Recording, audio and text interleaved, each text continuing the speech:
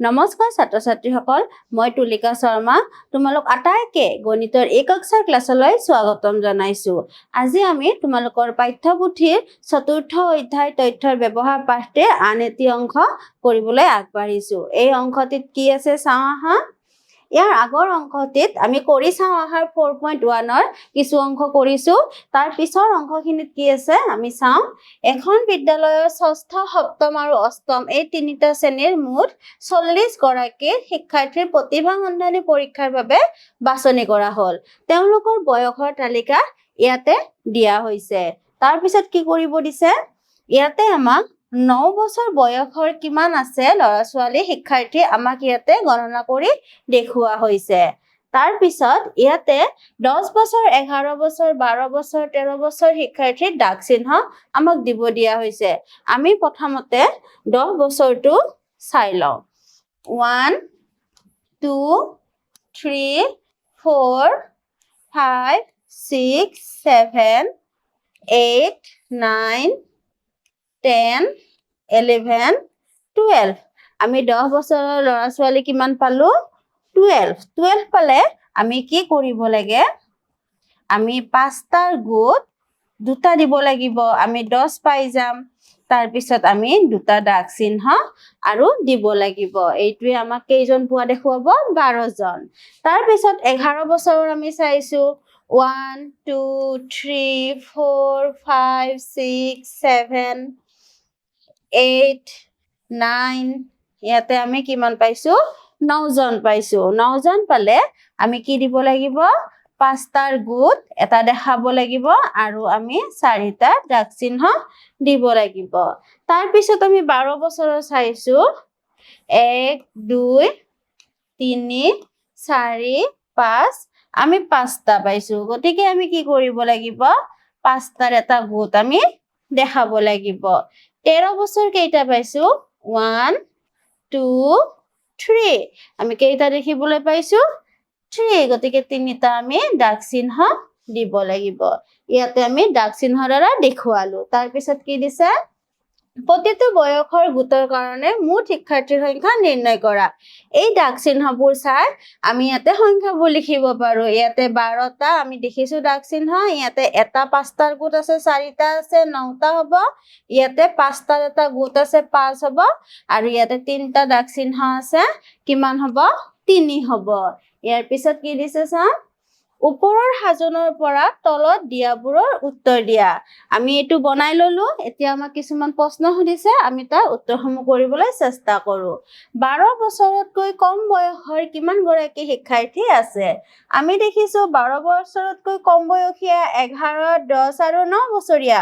গতিকে আমি যদি ইয়াতে 11 যোগ 12 যোগ আমি 9 কৰো, আমি তাৰ উত্তৰটো পাই যাম। ইয়াতে আমি 32 পাই যাম। তাৰ পিছত আমাক কৈছে 9 বছৰ আৰু 13 বছৰত। আমি 9 বছৰত দেখিছো 11 জন আৰু 13 বছৰত দেখিছো 3 জন। গতিকে আমি 11 আৰু 3 যোগ কৰি আমি কিমান পাম 14 জন আমি পাম। ইয়াৰ পিছত চাইছো আটাইতকৈ বেছি বয়সৰ গোটত কিমান গৰাকী শিক্ষাৰ্থী আছে। ইয়াতে আটাইতকৈ বেছি বয়স কি দেখিছা 13 বছৰ। 13 বছৰত কিমান জন শিক্ষাৰ্থী আছে 3 জন। তাৰ পিছত সুধিছে কোনটো বয়সৰ গোটত শিক্ষাৰ্থীৰ সংখ্যা আটাইতকৈ কম। গতিকে আমি শিক্ষাৰ্থীৰ সংখ্যাত চাম, ইয়াতে আমি 3টো কম দেখিছো, কিমান বছৰ 13 বছৰ। গতিকে কোনটো গোট হ'ব 13 বছৰৰ গোটত শিক্ষাৰ্থীবোৰ সংখ্যা আটাইতকৈ কম। কোনটো বয়সৰ গোটত শিক্ষাৰ্থীৰ সংখ্যা আটাইতকৈ বেছি। আমি ইয়াতে দেখিছো 12টো বেছি, গতিকে কোনটো বছৰৰ গোট হ'ব 10 বছৰৰ গোটটোত শিক্ষাৰ্থীৰ সংখ্যা কি হৈছে আটাইতকৈ বেছি হৈছে। ইয়াৰ পিছত কি দিছে চাইছো, 30 গৰাকী শিক্ষাৰ্থীৰ ঘৰৰ সদস্যৰ সংখ্যা তলত দিয়া ধৰণৰ। ইয়াতে দিয়া হৈছে আৰু আমাক কি কৰিব দিছে, সদস্যৰ সংখ্যাবোৰ ক্ৰমানুসাৰে সজাই দাগ চিহ্নৰ সহায়েৰে দেখুওৱা। তাৰ কাৰণে আমি প্ৰথমতে কি কৰিব লাগিব, ক্ৰমানুসাৰে মানে আমি ঊৰ্ধ্বক্ৰমত সজাই ল'ম। ঊৰ্ধ্বক্ৰমত কি হ'ব আমি প্ৰথমতে আটাইতকৈ সৰু সংখ্যাটো বিচাৰি ল'ব লাগিব ইয়াতে আটাইতকৈ সৰু সংখ্যাটো কি আছে আমি দেখিছো 4 গতিকে 4 কেইটা আছে 1 2 3 4 5 গতিকে আমি 4 কেইটা লিখিম 5 টা 1 2 3 4 5 তাৰ পিছত দেখিছো আমাৰ 5 আছে 1 2 3 4 4 টা আমি 5 লিখিম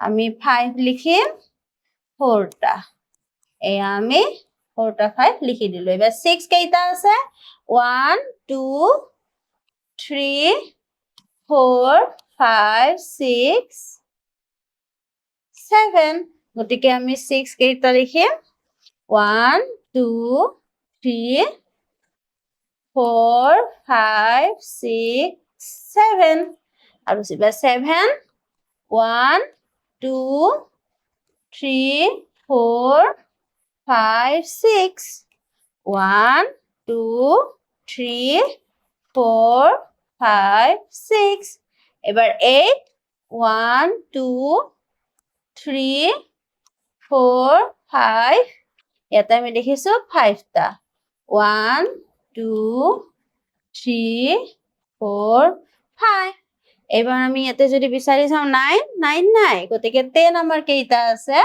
1 2 3 গতিকে আমি 10 কেইটা লিখিম 3 গতিকে আমি এনেকৈ ক্ৰম এটা সজাই ললো গতিকে এতিয়া আমি ঘৰৰ সদস্যৰ সংখ্যা কি পাইছো ইয়াতে দেখিছো 4 আছে 5 আছে 6 আছে 7 আছে 8 আছে আৰু 10 জন থকাও ঘৰ আছে আৰু আমি দেখিছো ইয়াতে 4 জন থকা কিমান আছে কেইখন ঘৰ আছে 5 খন আমি 5ৰ এটা গোট লিখিম 5 থকা 4খন ঘৰ আছে আমি 4টা দাগ চিহ্ন দিম 6টা আমাৰ কিমান আছে 7টা গতিকে আমি 5ৰ এটা গোট লিখিম আৰু দুটা বেছিকৈ দাগ চিহ্ন দিম 7 আমাৰ কেইটা আছে 6টা আমি 5টাৰ এটা গোট লিখিম আৰু তাৰ লগত আমি এটা দাগ চিহ্ন দিম এইটো আমি দেখিছো 5টা আছে গতিকে 5টাৰ এটা আমি গোট লিখিম আৰু 10 দেখিছো আমাৰ কেইটা আছে 3টা গতিকে এই দাগ চিহ্নৰ পৰা আমি সংখ্যাবোৰ লিখিব পাৰো ইয়াতে কিমান আছে 5টা তাৰ পিছত 4খন ঘৰ আছে তাৰ পিছত আমাৰ 7খন ঘৰ আছে 6খন 5 আৰু 3 গতিকে আমি এনেকুৱাকে বিচাৰি উলিয়াব পাৰো ইয়াৰ পিছত কি কৰিব দিছে আমি চাও আহা ইয়াৰ পিছত আমাক সচিত্ৰ লেখৰ কথা কোৱা হৈছে ইমান সময় আমি কি চালো দাগ চিহ্ন ব্যৱহাৰ কৰি বিভাজন তালিকা বনাব শিকিলো এতিয়া ইয়াতে আমাক আগৰ তালিকাখনে দিয়া হৈছে দেখিছেনে সোমবাৰে কোনে কোনে জন্ম পাইছিলে এই তালিকাখনে দিয়া হৈছে তাৰ পিছত কি কৰিব দিছে চাও জন্মবাৰৰ উক্ত তথ্যসমূহ আন সহজ ধৰণে উপস্থাপন কৰিব পাৰি আমি চাও আহা ইয়াতে দেখিছানে সোমবাৰে ইয়াতে এই চিনটোই এজন শিক্ষাৰ্থী দেখাইছে গতিকে সোমবাৰে কেইজন শিক্ষাৰ্থী আছে ইয়াতে আমি হিচাপ কৰিলে পাম 5 জন ইয়াতে মঙ্গলবাৰে 4 জন বুধবাৰে ইয়াতে 7 জন বৃহস্পতিবাৰে 3 জন শুক্ৰবাৰে 4 জন শনিবাৰে 1 জন দেওবাৰে আমি ইয়াতে দেখিছো 6 জন ইয়াৰ আগতে আমি এনেকুৱাকে দাগ চিহ্নৰে দেখাইছিলো এতিয়া আমি কিছুমান চিত্ৰৰে দেখাইছো ওপৰত দিয়া ধৰণৰ উপস্থাপনবোৰকে সচিত্ৰ লেখ এই সচিত্ৰ লেখে বিভিন্ন অৰ্থপূৰ্ণ ছবি বা চিহ্নৰ জৰিয়তে তথ্যসমূহ উপস্থাপন কৰে ইয়াতে প্ৰথম উদাহৰণটো কি দিছে আমি চাও আহা এখন বিদ্যালয়ৰ 6ষ্ঠ 7ম আৰু 8ম এই তিনিটা শ্ৰেণীৰ মুঠ 40 জন শিক্ষাৰ্থী প্ৰতিভা সন্ধানী পৰীক্ষাৰ বাবে বাছনি কৰা হ'ল তেওঁলোকৰ বয়সৰ হিচাপ বছৰত ইয়াতে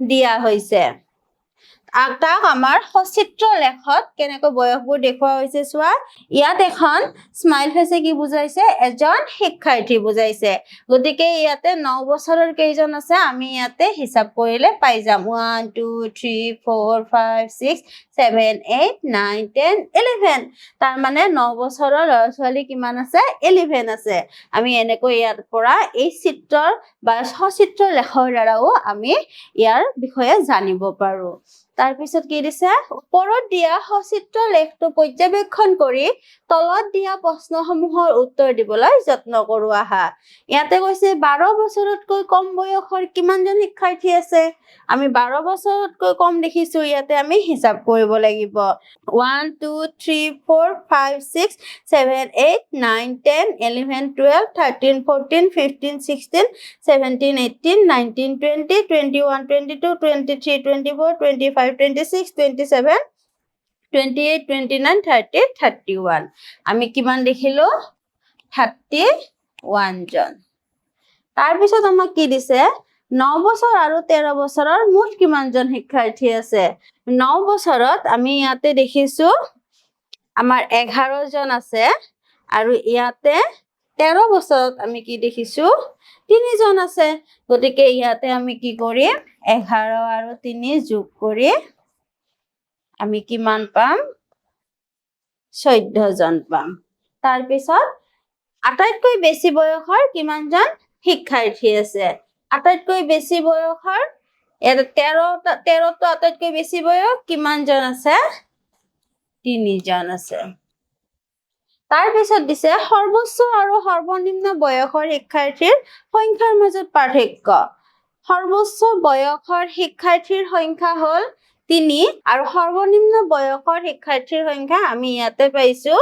1 2 3 4 5 6 7 8 9 10 11 গতিকে আমি 11 ৰ পৰা 3 টো মাইনাস কৰিলে আমি পাম 8 গতিকে পাৰ্থক্যটো আমি কিমান পাম 8 পাম আজিলৈ এইখিনিয়ে ধন্যবাদ